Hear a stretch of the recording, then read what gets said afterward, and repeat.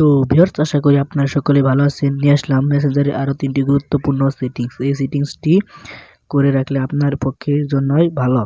তো চলেন আমি আপনাদের এই 3টি সেটিংস কি আপনাদের মাঝে শেয়ার করি। প্রথম সেটিংসটি হলো, আপনার ফোনে যখন কেউ আপনার মেসেঞ্জারটি লক করা থাকে তখন কেউ যদি আপনাকে এসএমএস দেয় তখন দেখবেন যে নোটিফিকেশন বারে এসে থাকে সে কি মেসেজ দিয়েছে এবং আপনার বাড়ির কেউ পড়ে ফেলতে পারে। তো আপনি এই সেটিংসটি কিভাবে অফ করবেন? এই সেটিংসটি অফ করার জন্য আপনি সেটিংসে চলে আসবেন।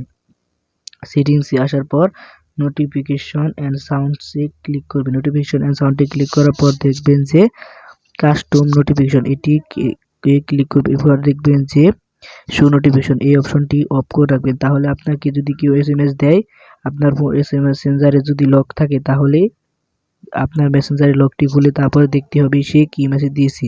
2 নাম্বার সেটিংসটি হলো, দেখেন যে সর্বপ্রথমে ডার্ক মোড। এই ডার্ক মোডের কাজ কি? ডার্ক মোড দেখেন যে সিস্টেম দেওয়া আছে, অন দেওয়া আছে, আবার অফ দেওয়া আছে। আপনি যদি এই ডার্ক মোডটা অন করেন এতে আপনার ফোনে চার্জ কম পড়বে এবং আপনার চোখের জন্য এটা ভালো।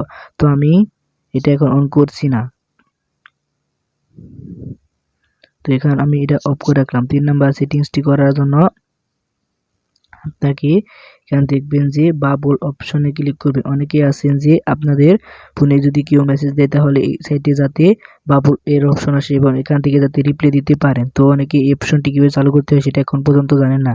এই সবার প্রথমে দেখবেন যে অ্যালাউ কনভারসেশন ক্যান বাট, এখানে ক্লিক করলেই এখানে বাবলের অপশন মতো বেশি থাকবে। এখান থেকে আপনারা চাইলেই আর মেসেঞ্জারে ঢুকতে হবে না, এখান থেকে আপনারা আপনাদের এসএমএস এ রিপ্লাই দিতে পারবেন।